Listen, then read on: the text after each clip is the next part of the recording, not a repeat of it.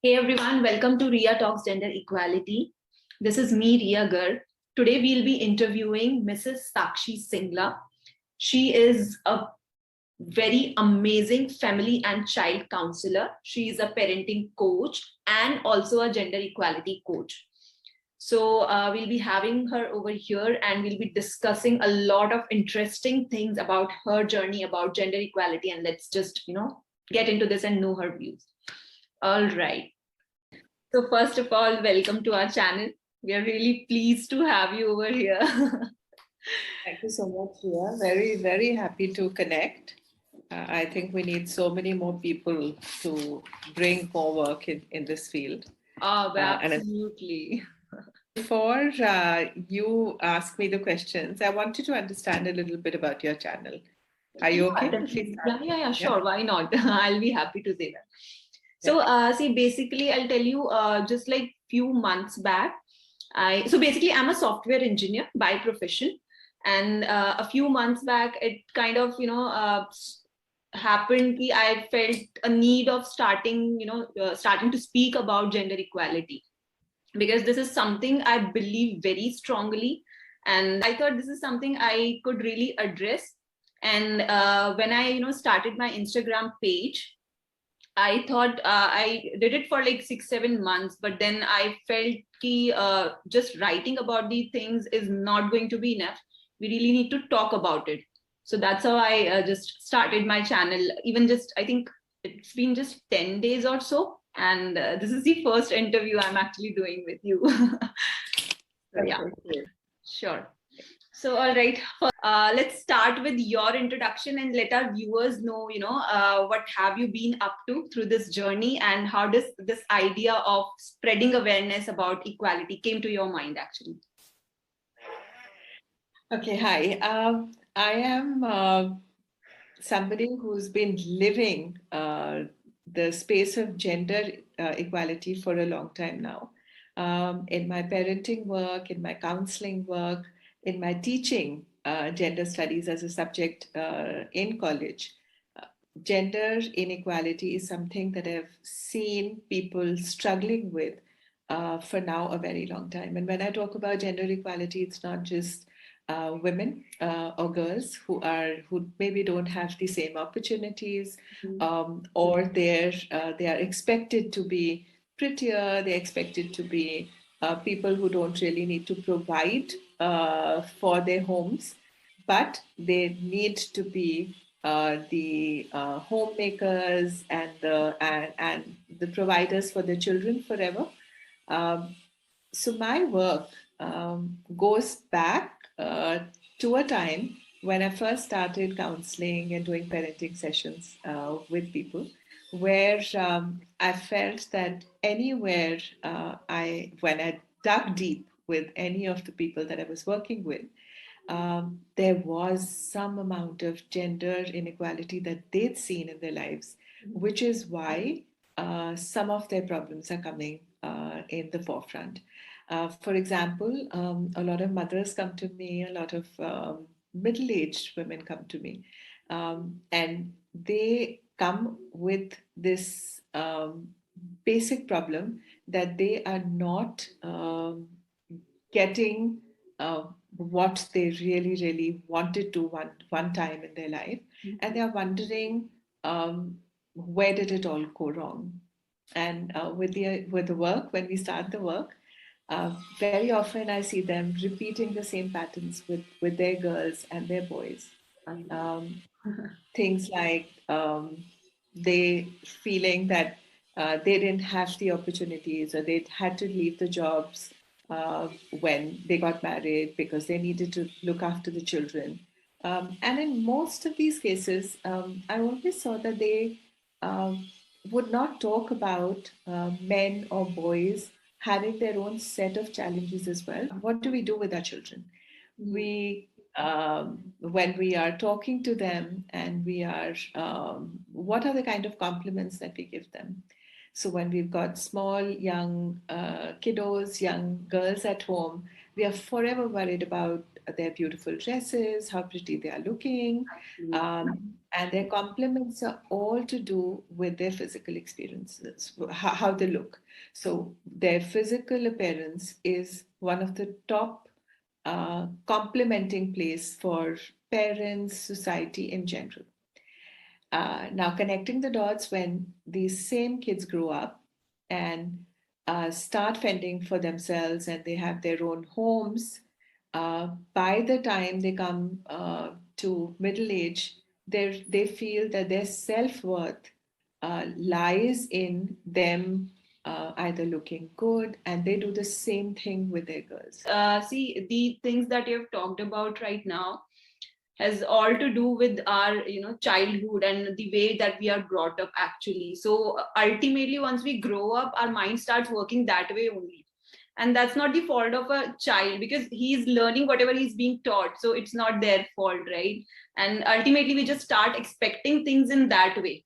So a guy starts perceiving women as a symbol of beauty probably, and a girl starts perceiving that a man is supposed to always pull in all the good money and everything for them. So that's something we are not supposed to do actually. Even I am trying to break this stereotype, and you being an inspiration, I'm surely going to achieve something, I feel. Okay. So, ma'am, we would really like to know ki, what does gender equality mean for you? I mean, if you had to define it in your own words, what would that particular thing be? I think there's a lot of talk around it now. It is just similar, same opportunities where we are, nothing in this world has to be gendered. May it be toys, may it be colors, may it be what we do with ourselves, the kind of subjects that we take. The problem is that we are living in a very gendered world. Everything is gendered. Gifts for men, gifts for women, toys for boys, toys for girls. When we go to a toy shop, there are two different aisles. And another thing that I feel very strongly about it is that, Riya, that you've seen it, you can't unsee it. I've seen the difference, I can't unsee it. That's why our work together is so, so, so important. Yeah, it is. And just to add up, it has happened a few times that whenever I post content related to men or women, so it happens that whenever I post something men oriented, a lot of girls send me DMs, and they try to tell me ki, no, this is not the right, I mean it is right, but then you could have also spoken about that particular thing for us. And whenever I post about women, it is the men who start sending me posts ki, you we do have a counterpoint for this particular thing that you've been speaking about, right? So again, they are fighting a separate battle in their own minds. I mean, men are thinking ki we are going through a lot of stuff and we need to fix this, we need to come out of it, and likewise goes for women, which is not the real thing, right? So we have to actually first of all come together and then fight the battle, right? That solves majority of the problems then. And also the most strange thing is that gender equality for most of us is a fight between men and women. We are not even talking about LGBTQIA section. I don't really understand the reason, but that's strange. But I must say something here, Ria, that it's not just the boys. Girls, women also are still stuck in that old mindset where they now, many of them want to work, be the strong ones or whatever you want to call it, but they're still waiting for those diamonds to come. They will go for a date, but they will expect the man to pay. They would want the man to open the door of the car. Share also. Yeah, so that's really not fair on them. Because when we are working, so for example, let's go to a family where the family now has kids. The woman ends up leaving her job because somebody needs to look after the kids. The the problem is that I am hurting or wounded that I have to leave my job, but my husband doesn't. I'm always asking those women that you have an option because you are the natural caregiver or whatever you say. Your husband does not have an option. Somebody needs to run this family. So instead of taking it like this, that it's an unequal world, it's not fair on me. Take that call and go ahead and say, okay, I'm going to really work hard and do the providing, you do the caregiving. And it's really not fair on the men as well sometimes. Uh, why do we forget it? And another thing that I'd like to bring in here is I talked about girls. I always end up talking about girls more, which is really not fair. But when it comes to men and boys, um, they cannot cry, they cannot be weak, they cannot leave their jobs. They need to be rich enough to bring those diamonds in. And what about their coping? You know, a lot of aggression in marriages, a lot of aggression which is apparently more male oriented, or we see more of that in males, is also coming from that old parenting narrative where they were told that you need to take maths, you need to provide for your family, you can't cry. So when you are in a bad place in your life, you can't have find a shoulder to cry. So this is sad at times, when you were talking about men not being able to cry. So even I've seen at a few of the funerals wherever I've gone so far. It is always the women you'll see crying more. I mean, a lot more than men. Men are always sort of numb. They hold it in themselves, which is not right, and that is the actually extent they have gone to of being emotionally unavailable. So that really blows away my mind at times. Absolutely. So we're not we really need to bring this change. And because I work in parenting, and I worked quite a bit with schools, this is a change that needs to start much earlier than we think. We need to stop calling our girls princesses, and we need to start calling them um, actually able, capable, who need to work hard to earn their own being. Just like we need to tell our boys that it's you need to be a carer, you need to be a nurturer. And when children reach college, maybe that is too late because the mindsets are set. We need to start the work much earlier. And that's a connection I'm always trying to bring in. Agreed. Even when I always keep posting content, there are people who try to pull me down, although I have not done anything so far. I've just started posting content. That's the mere small step I could do. So people always happen to pull me down ki are posting this content or doing this kind of stuff will actually change the world. Yeah, I mean, they keep saying like that ki tu duniya badal legi kya, you cannot change the world. So this is something which actually makes me think ki how much time will it take for us to change these mindsets specifically who think that we cannot change it ever. So yeah, that's really sad about it. No, beautifully said. But should I say something here? The fact that we are talking, I don't know you, you're in another town, you've never met me before, and see how we've connected over something which is something we really believe in. And it's going to have a ripple effect, I feel. I have 55, 58 students in my gender studies class this semester. I am 100% sure that between 80 to 90% of them will be gender equal parents tomorrow. I've done my bit. Because those 50 That's people. So great to hear, ma'am.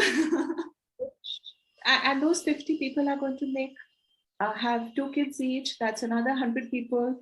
I mean, look at how big this ripple effect can be. So it's not, you're right, it's not कैसे बदल देंगे दुनिया, मैं कहती हूँ बिल्कुल बदल देंगे दुनिया, one step at a time, but we'll do it. And moreover, it's the secondary thing कि हम दुनिया बदल देंगे or we'll bring the change. But it is, for me, it is more about that it gives me self-satisfaction that I was at least trying for it. So tomorrow, whenever I get married, if my kids ask me this question, if my future kids ask me this question, that what did you do to change it, I have an answer already. So beautiful. I think that's all that is required to be done. Yeah. Okay. That was really nice talking to you, ma'am. It was a great session, and I am actually thankful for you to you for one big reason is that I've approached many people to talk about it. There were people who said yes, but then they denied at the last moment. There were people who directly said no. I don't know, people are hesitating talking about this stuff over a camera. At least they post content, but they don't want to talk in person. So that is something also we need to change, because unless we start speaking about it, actually things won't get better, right? So since you've come up and you've been the first person I'm interviewing, I'm really thankful to you like anything. I hope we have, many more sessions like this and just unite to get this purpose done. All right. Thank you so much, Riya, to have me here. I think we started the conversation. Like I said, doesn't matter where we are, what we do otherwise in our lives. This is one huge connecting place that I am forever available for. And you're right, we need to get more people in, but you're doing a good job. I hope I'll reach somewhere with you. Same here. Thank you so much, Riya. Thank you so much. You take care and God bless. You too. Bye-bye. Bye. All right, so this was a great session with Mrs. Saakshi Singla. I am sure you all loved it. Please do drop a comment in the comment section. Let me know which point, which part of the video, which part of the interview discussion you like the most. Please share this video with as much people as you can, because I think this is the least we can do as a society to make it reach more people, make this type of discussions reach more people, and let's just keep talking about it. I'm sure the change will come very soon, very soon. This is Mia. Okay. All right. Also, please like, share, and subscribe my channel. Press the bell icon to get notified whenever a new video comes up. All right, everyone. Bye-bye. See you.